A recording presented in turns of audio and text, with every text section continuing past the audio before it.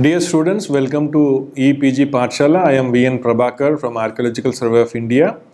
In the paper on Principles and Methods of Archaeology, we will be looking about the history of Indian archaeology and the important pioneers who really shaped the Indian archaeology. So in this module, we will try to understand the beginnings of archaeological pursuit in the Indian subcontinent and also to trace the history of important developments that forged the development of archaeology as a discipline. We will also discuss in between, we will not deal separately the personalities involved in the development of Indian archaeology, but in between the developments, we will try to identify a few important pioneers who were responsible in shaping the Indian archaeology. Lastly, we will be restricting to ourselves in the pre-independence era largely, but also we will touch briefly about the scenario of the post-independence era, what kind of developments took place in the post-independence era. So we will be looking into modules. We will be dealing the entire module in different headings like the earlier atoms, the beginnings of archaeology, then different personalities come into picture. So firstly, we start with the Indian historiography. What were the kind of earlier atoms we find in the context of Indian scenario? So it is generally said that we lack proper historical sense or recording of historical data, unlike the Egyptian or the Mesopotamian civilizations, but there are certainly definite instances in the past where historical content is retrievable. We have the epics, we have the Rigvedic literature and the Puranas, which give a vivid account of the geography of the particular area. So this is also historical data, how during a particular period of time the geography was there, where the rivers are flowing. So all this kind of data can also be retrievable from the ancient literature. One of the important sources of history could be from the Girnar inscription of Junagadh, where three rulers have been mentioned, how the Sudarshana lake was created during the Mauryan period, later how it was repaired on three occasions. So this is a very good account of a historical sense. But in the exact earliest Indian historiography can be traced back to the Kalhana's Rajatarangini, a Kashmiri author who devised various methodology. He even talks about the coins, inscriptions of the bygone eras, even mentioned about the Mauryan rulers. So he gives a truly historiographical sense of our Indian subcontinent. So this is one such example where a real historiography can be traced in the Indian context. In the later period, we have several examples like the Al-Biruni or the Abul Fazl.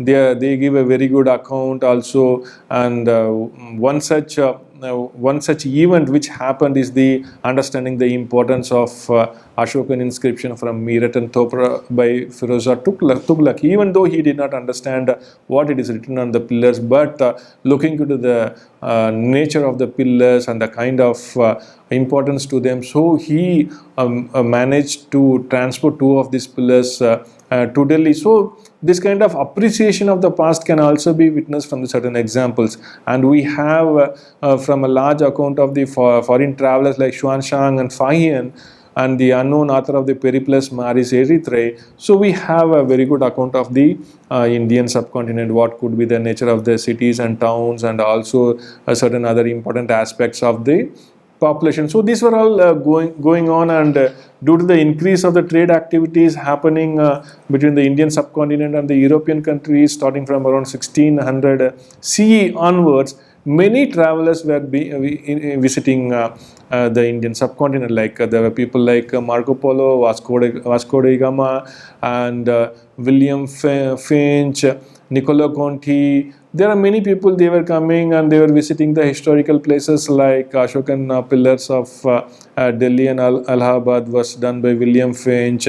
Then he also visited the Delhi, Agra, Lahore, Gwalior, Mandu monuments and gave an account of the architecture. So these kind of things were happening slowly, starting from the period from the 15th and 16th century onwards. So we get a very good account of our monuments and the local places, historical places from these foreign accounts, and it's a very good account also. This also developed an interest among other scholars also to write, to visit, to document and survey these monuments and publish them as archaeology and volumes of important publications.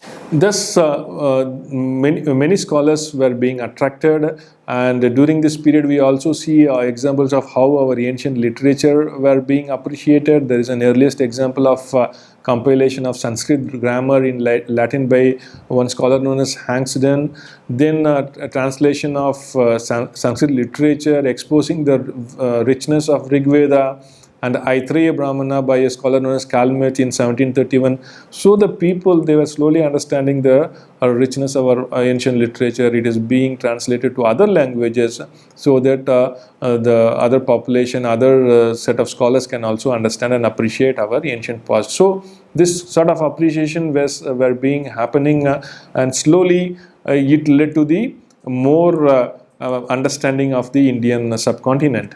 In this regard, the contribution of William Jones is very, very important. He was instrumental in founding the Asiatic Society in 1784 with the initial objectives of inquiring, among other things, into the history, antiquities, art, sciences and literature of Asia.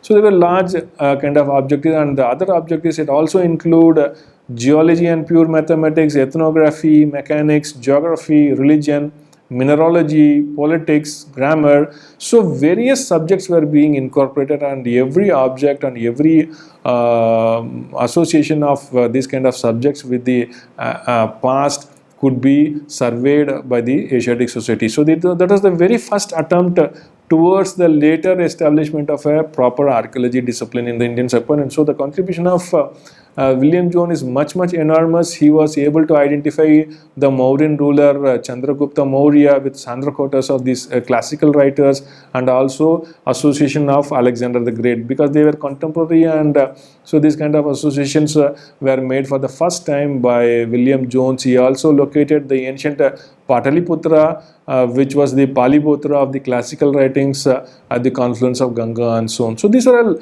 really landmark achievements. And another important contribution of William Jones is that he identified the affinities between the Greek, Latin and Celtic and German language group with the Sanskrit and Persian language group. So this is another very important concept of how the languages could have originated, because there are certain commonalities between these languages. So this was another major contribution of William Jones.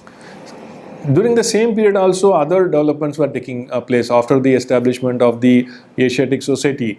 The Kutila script, it was deciphered by Charles Wilkins. It is another important achievement, because now the inscriptions of the early medieval and Gupta period can be easily studied. So this kind of decipherments and understanding of the ancient inscription, it led to the development of a separate subject known as the epigraphy, and more inscriptions were being studied by several scholars. Some of the important contributions is by Colebrook and H.H. Wilson. They published them in the Indian Antiquary and the Ariana Antiqua. So these were important publications. Indian Antiquary is an important publication started during this period to have articles of various investigations into the epigraphy, history and several other aspects. So similarly, the Indian subcontinent is also rich in Islamic monuments and antiquities. They were also being studied by several scholars, like the Qutub Minar. It was studied by James Blunt, inscriptions of the Qutub Minar by Walter Yever, and monuments of Vijaypur by Moore. So these people were also independently. It's not any government is intervening or any institution is telling them, but based on their own interest and also in close association with the heritage, they were studying the monuments, and they are also bringing out publication in the important journals and also on individual publications. So similarly, other aspects are also being studied, like the caves of the Maharashtra at Ellora, Kanheri, Ajanta and Elephanta, because these were also discovered, like Ajanta caves, it was discovered in 1819 accidentally. So the discovery led to again visit by various scholars, identification and association with the culture and history, and they were being documented and published.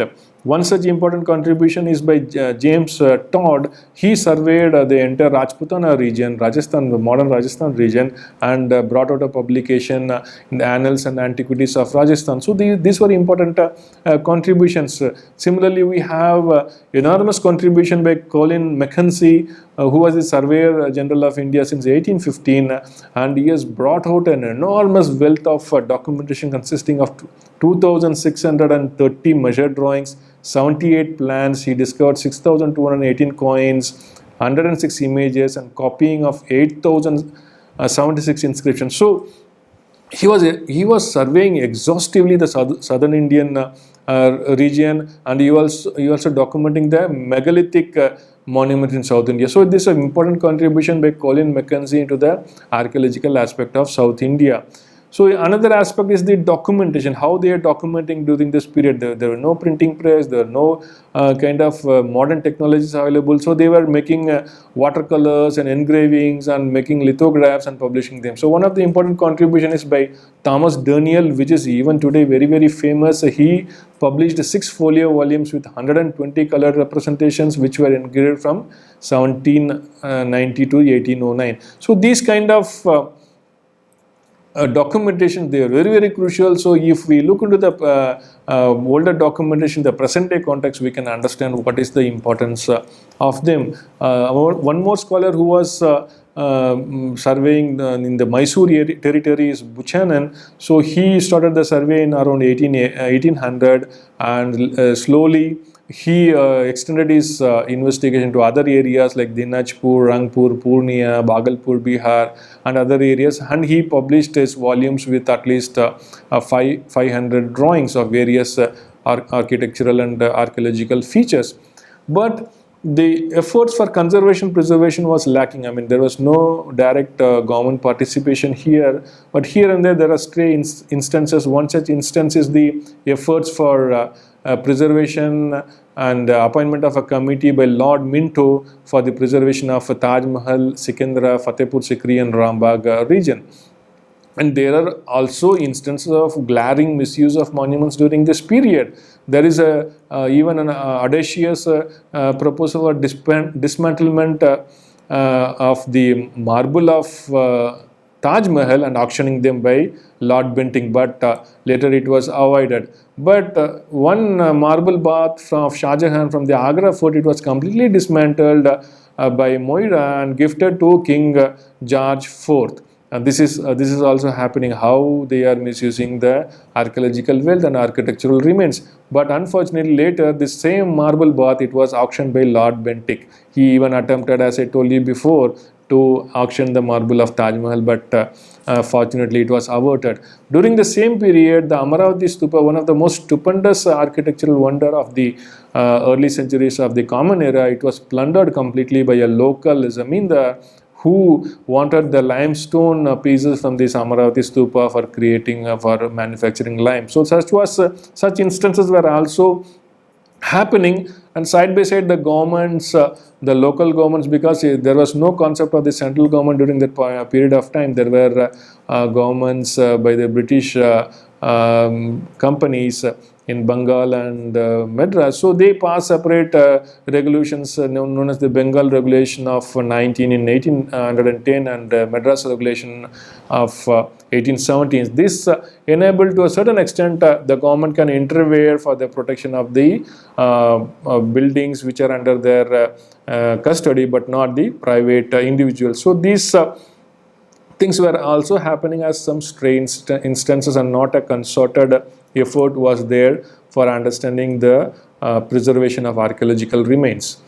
So we have during this period one of the most important contributions of James Prinsep, because if you look into the kind of contribution made by him, he deciphered the scripts of Brahmi and Kharoshthi. These were the two important scripts used in the early centuries preceding the Common Era. The Mauryans, they were using the script of Brahmi, and during the Kushana period they were using Kushana, and the Indo-Greek period they were using the Kharoshthi.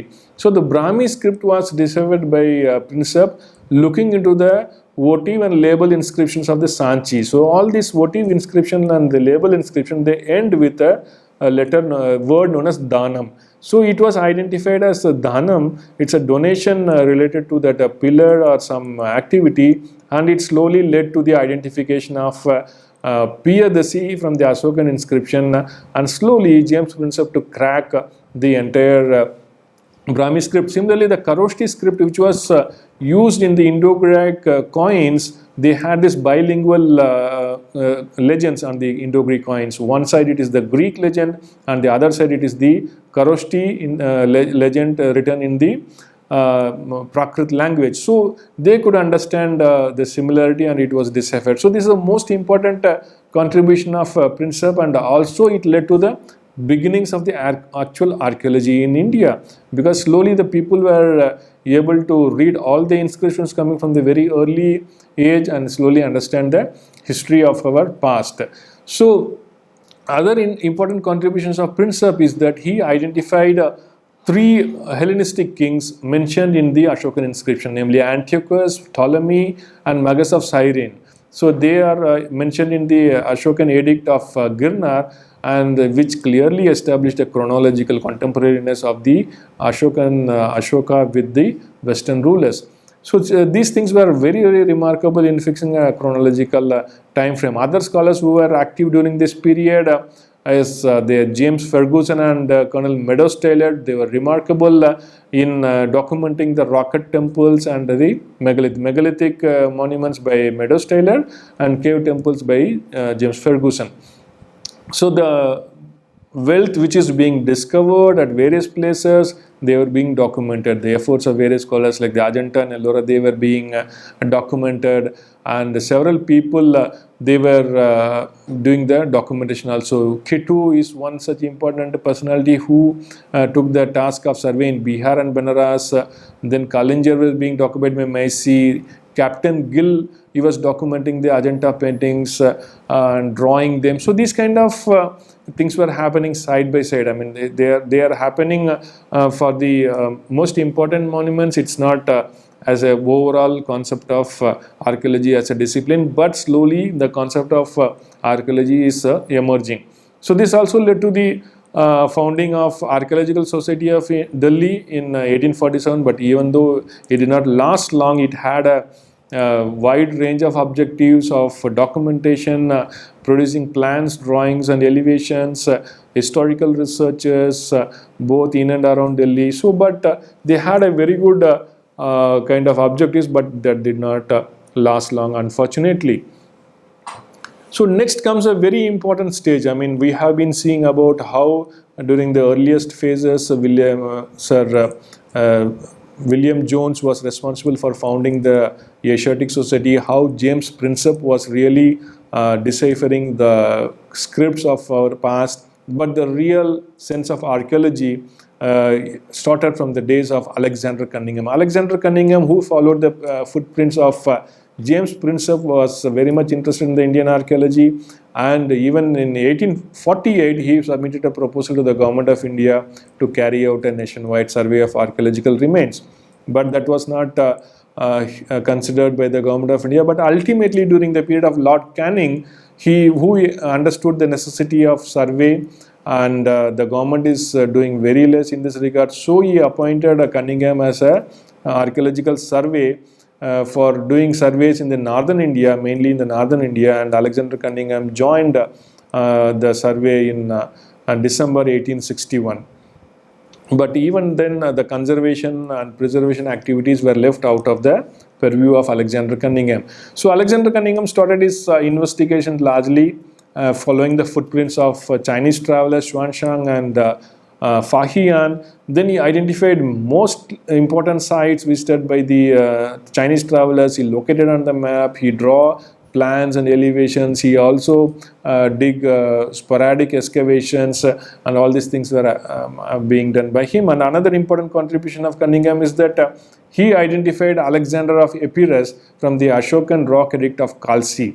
So already 3 rulers of West Asia were identified by James Prinsep, and another 4th one was identified by Cunningham, and after that 1 more king was identified. So Alexander and that the king of Mauryan ruler Ashoka, he was identified with 4 or 5 major rulers who were ruling in West Asia, Egypt and other regions. So but Cunningham, he within the 4 years of his appointment, he could cover a very vast area in the northern plains. He covered Gaya in the east to river Indus in the west, and in the north from Khalsi and the Damnar caves to the south. So he covered a very, very wide area. So but largely these were following the Chinese travelers and Chinese travelers. So the prehistoric investigations were largely out of the purview of archaeological survey, but individuals like Robert Bruce Foote, even though he was a geologist, he identified paleoliths and neoliths from South India, and slowly he extended his activities with other geologists and discovered sites like Athrampakam, Pallavaram, from where the horizon of Paleolithic India was being understood. And interestingly, during this period, 1863, the government they passed a resolution to prevent injury and to preserve buildings remarkable for their antiquity or their historical and archaeological values. So some sort of understanding is also being emerging in the government to also conserve and preserve the archaeological remains, even though mainly the survey of the antiquarian remains and archaeological wealth was in the focus. But unfortunately, the ASI was abolished in 1866, but later revived in 1871 due to the efforts of Duke of Argyll. And again, Cunningham was reappointed as a Director General. Initially, he was the archaeological surveyor, but now he was appointed as a Director General of the Archaeological Survey, and with an objectives of survey of the whole country and a systematic record and description of architectural and other remains that are either remarkable for their antiquity or their beauty. So now the scope of the survey was expanding much wider. Initially he was responsible for the North India, now he is responsible for the entire country. So this was a very long tenure of Cunningham, starting from 1872, because he joined in 1871, but he started the surveys in 1872, and up till 1885 he was doing the surveys and produced a large number of publications in the form of Archaeological Survey of India reports. But unfortunately, one important event happened during this period is that he visited the very famous site of Harappa of the Indus Valley Civilization on 3 occasions, on 1853, 56 and 1875. But he could not identify the exact cultural location. But he drew the first map of Harappa, which is still followed today. The same kind of nomenclature he gave, Mount AB, Mount E, Mount ET, which is still followed today. But at the same time, Cunningham also understood the necessity of an independent epigraphical survey. So he was instrumental in appointing J.F. Fleet as the government epigraphist in 1883, and the publication of Corpus Inscriptionum Indicarum came into being. This publication, it was dedicated to inscriptions of a particular subject. Like the first volume, it was dedicated to the inscriptions of Mauryan kings, Ashoka and other kings. The second volume, it was on the Kharoshthi inscriptions. Like that, a theme was selected, and a large collection of inscriptions were being published. So during the period of Cunningham itself, the directive from the government, it assigned the responsibility of conservation and preservation of buildings of historical and archaeological interest to the local government. There were local provincial governments, the central government, it was not taking much responsibility on this preservation aspects, and they were assigning the local government responsible for the conservation and preservation. But the first major act of 1878, the Treasure Trove Act, it was passed to prevent the despoiling of archaeological remains by treasure hunters. This was a major contribution, and understanding later the necessity of conservation and overlook the conservation activities by the center, Major Cole was appointed as a curator for preservation of monuments in 1881. But the conservation, again, it was kept outside the purview of the survey, and later Cunningham retired in 1885. So these things are happening, and the end of the Cunningham era, which started in 1861, literally extending in two terms from 1861 to 1866 and 1871 to 1885. Cunningham contributed a lot. He surveyed many parts of the India, produced voluminous volumes, and also instrumental in passing certain acts and regulations. So Cunningham was succeeded by James Burgess. It is the era of James Burgess, which has certain important contributions. So during his period, the government decided to amalgamate all divisions of the survey and place under a single head. So virtually it was under the single control of James Burgess, and he was also instrumental in persuading the government to ban all illegal disposal of antiquities by the public officers, and also the illegal excavations without the consent of Archaeological Survey of India. So a kind of control mechanism was formulated, which might have ultimately led to the promulgation of the Ancient Monuments Preservation Act. So during his period, archaeological publications were also being started. Epigraphia Indica was started, and he started a new publication known as the Archaeological Survey of India, New Imperial Series. So these kind of publications were also started by period of James Burgess. James Burgess, he also started these important publications. So they were considered to be the important landmarks, as they contained the survey reports and also inscriptions which have been found and deciphered. They were also published. James Burgess, he retired in 1889. And before his retirement, he recommended for the abolishment of the Director General's office, and he persuaded the government to a more regional role. So the kind of developments which were happening in the Indian archaeology, the kind of a central control, it came to an end in 1889 due to the retirement of James Burgess, and then started nearly 13-14 years of dark phase, we can say, with no kind of central policy, whatever it may be. But very interestingly, the epigraphical activities, they were continuing under the government epigraphist Hulsh. So he was carrying out the publication. Epigraphia Indica was being continued, and the revival of the Indian antiquary, which was started much earlier. Fortunately, the government at that point of time, it reviewed the status of the survey in 1895, and due to the recommendations of various people, scholars at the point of time, like Tawney, Buehler, Fleet, and even the Royal Asiatic Society, they recommended for a complete reorganization of the archaeological work. So 5 regional offices were created by the then government, consisting of different regions. One is Bombay with Sindh and Berar, Madras and Coorg was the second one, Punjab, Balochistan and Ajmer third one, northwestern provinces and central provinces are the fourth one, and Bengal and Assam. So virtually the entire Indian subcontinent was divided into 5 regions, and they were placed under separate surveyors who were executing the work. But there was no central kind of agency to overlook them. Then started a very important phase which we call the Curzon and Marshall era. Curzon assumed the charges of the Governor General of India in 1889. That was a very important era. So he revived the post of Director General of Archaeological Survey of India, and based on the recommendation of the British Museum, he appointed Sir John Marshall, who was only 26 years old at that point of time, but he had a very good basic training in the Mediterranean region. So he was appointed as the Director General. But Curzon has a very good view objectives of what kind of archaeological activities that has to be carried out.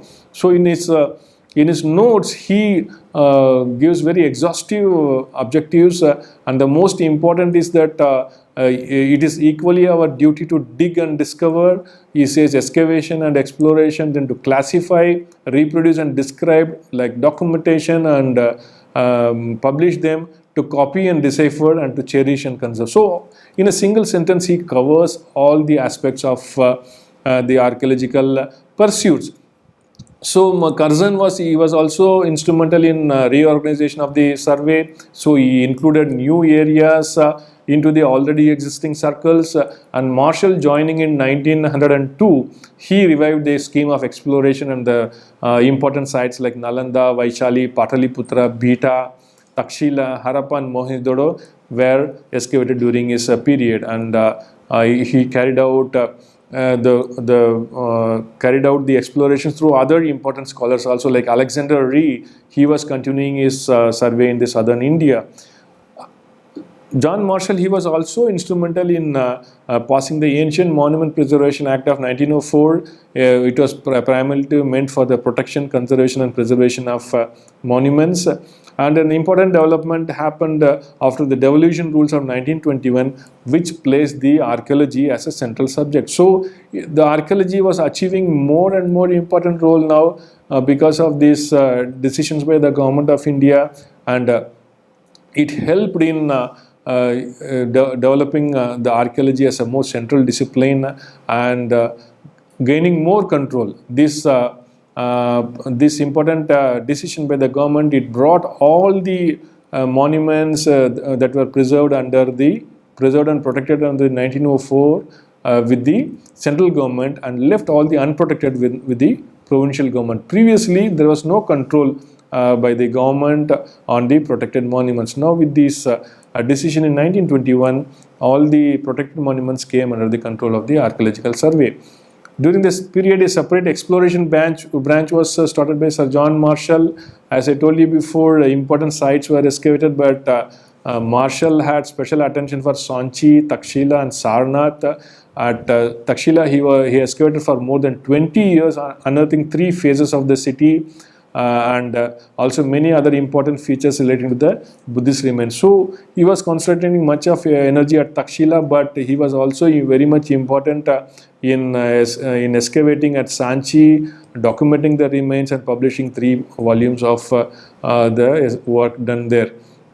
But the most stupendous achievement of Sir John Marshall is the discovery of the Indus Valley Civilization in 1924. The excavation at Harappa and Mohenjo-daro, they were being carried out simultaneously, and when Marshall compared both the materials in 1924, so he immediately understood the importance of the civilization. He published that in the Illustrated London News in 1924, which was immediately supported by other scholars like A.H. Sayes. He was working in Mesopotamia, who noted similar antiquities in Mesopotamia, and so a 3rd millennium BCE date was given to the Indus Valley Civilization. So this was a most important achievement during the period of Marshall. And during Marshall's era, one more important scholar, Aurel Stein, he was working extensively. He was surveying the northwestern part of the India, in Baluchistan, Makran coast, and also the Chinese Turkestan region, where he discovered large number of inscriptions in Kharosthi, the Brahmi inscriptions,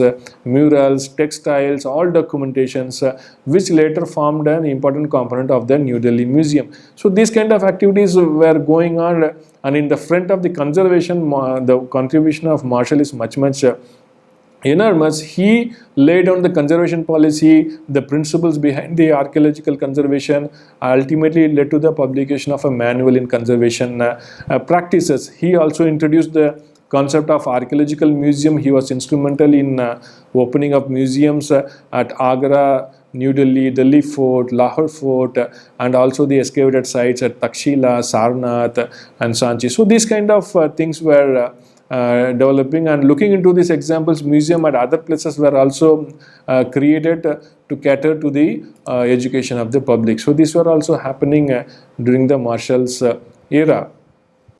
So the publication also received much attention during Marshall's period. New publications like the Epigraphia Indica which was already under publication, but a component was added for the Arabic and Persian inscriptions in 1903. Then Marshall started a new series of publications known as the Annual Reports of the Archaeological Survey of India, which contained annual account of water activities, exploration, excavation, conservation of the Archaeological Survey of India. It gives a detailed account. And later he started another publication known as the Memoirs of the Archaeological Survey of India. Each memoir, it concentrated on a particular topic of any aspect of archaeology, and they were also published annually. Marshall, after serving for nearly 26 years, he relinquished his charge in 1928, but he was asked to continue up to 1934 to continue the excavation and supervise the excavation at Takshila. But also he had other responsibilities of making a very good publication of these excavations at Mohenjo-daro, which he published in 2 volumes, and also the Monuments of Sanchi in 3 volumes. So these kind of achievements were there. But after Marshall left in 1928, we enter into a new phase again between 1928 and 1944. It is described here as the post-Marshall era. So he was succeeded by the first Indian Director General of Archaeology, Dayaram Sahni, who was initially working under him, later by Balkistan, and later K.N. Dikshit. So they consisted, they are the chief architects during this period from 28 to 44, and K.N. Dikshit, he assumed charges 1937. He continued up to 1944. And during his period, ancient and historical monuments, including the archaeological sites and remains, they were declared as a federal subject, a central subject, and thus the central government could wrest all powers related to management, preservation and conservation from the provincial government.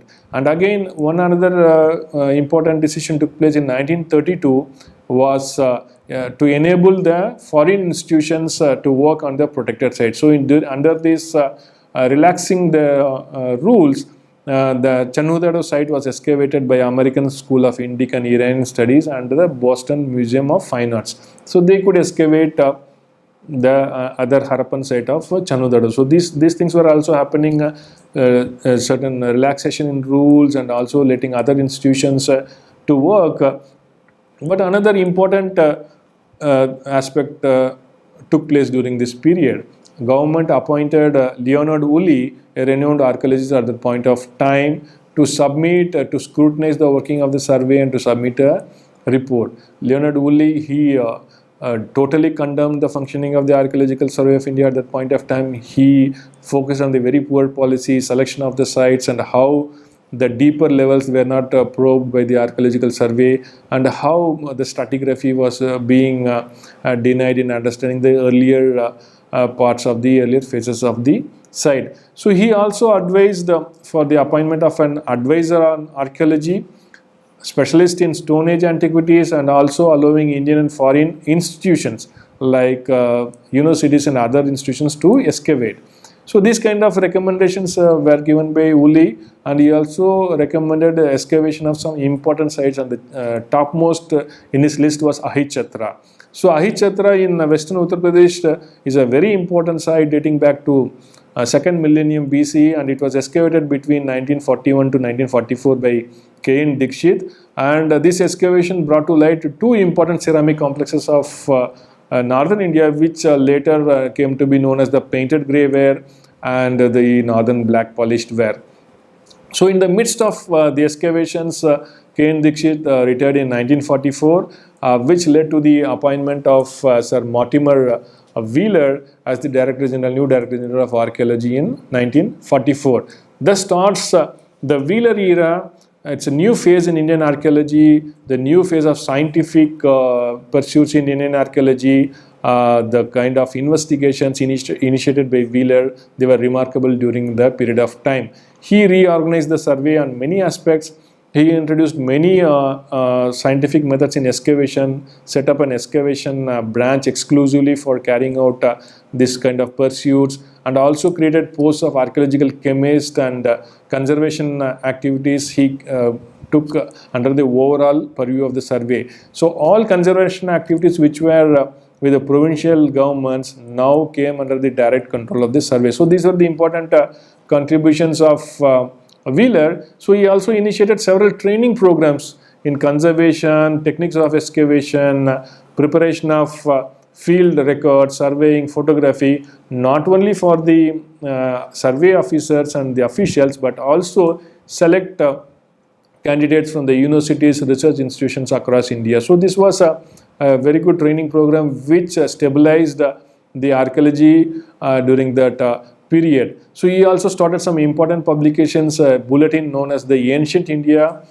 which contained important publications on excavations, explorations, technical notes, and it was started by Wheeler. Further, he also set up the Central Board of Advisory Board of Archaeology. The Central Advisory Board of Archaeology was having an objective to interact, to inculcate a practice, to involve all institutions at that point of time to develop interaction between the universities and the Archaeological Survey of India, to devolve the central role of archaeology, so that the universities they can take up archaeology as a subject and develop, and that's how each and every university have an archaeological department. Slowly the task of the government, it was devolved and it was decentralized, so that many universities they can take up. So another contribution during the Wheeler era is that he re-excavated Harappa in the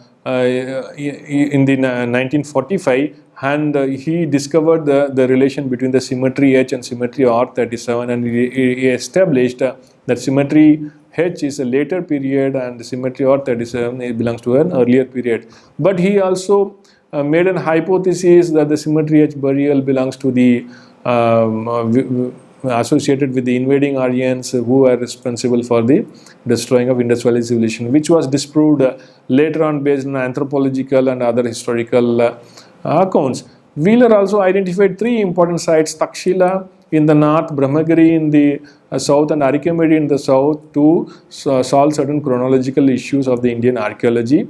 And Arikemedi he selected particularly to understand the artifacts related to the Roman world at that point of time. So ultimately, Arikemedi proved out to be an important port town, also mentioned in the classical writings. So Wheeler retired in 1948 after the independence of the India.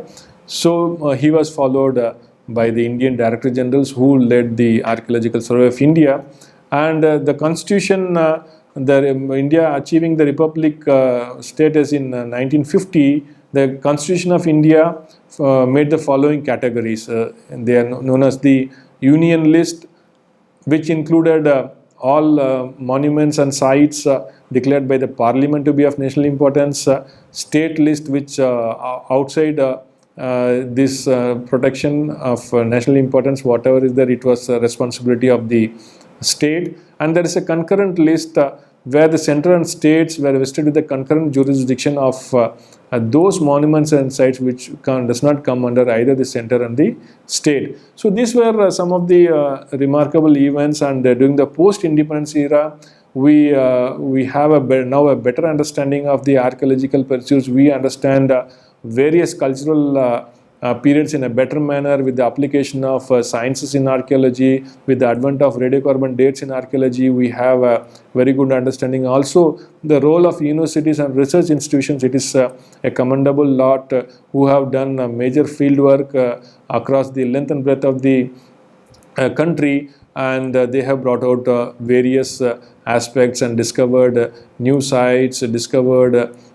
new aspects of our culture. And also the promulgation of two important acts, one in 1958 and another in 1972.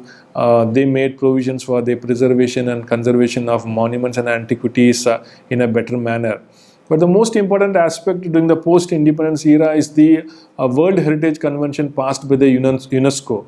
So it's a concept of monuments and properties of universal heritage. So that is something like that. Not only the cultural heritage, it belongs to the local government, it also belongs to the entire humankind. So that was the concept introduced by the UNESCO in 1972, and India is a signatory to that convention, and we have 36 World Heritage properties now inscribed in the list. We have 29 cultural properties, 6 natural properties and one mixed property. So we have our representation in the UNESCO in a bigger manner. We have some remarkable discoveries made in the post-independence era. One such discovery is discovery of a human fossil identified as archaic Homo sapiens, datable to around 150,000 years to 200,000 years from Hathnora in the Narmada Valley by a geologist. We have better understanding of the prehistory in the present moment. Some of the very important excavations being at Bhimbetka, carried out by the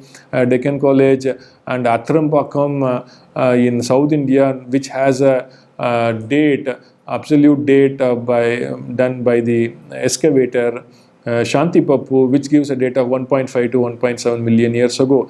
Some more important excavations were also being conducted in the Neolithic culture of Gangetic Plains, and even the Mesolithic culture of the Gangetic Plains. We have sites like Koldiahava, Mahagra, Mahadaha, which gives very good understanding of the culture, emergence of culture there. Similarly, we have a very good understanding of the settlement pattern of the Harappan civilization, because during partition, many of the sites went to the Pakistan side, and we didn't have the Indian scenario. So prolonged exploration activities by the universities, Archaeological Survey of India, and other research institutions, many sites were discovered in Gujarat, Rajasthan and Punjab, and now we understood a better manner how this culture originated during the 3rd millennium BC and spread to a very wide area, and how it slowly declined.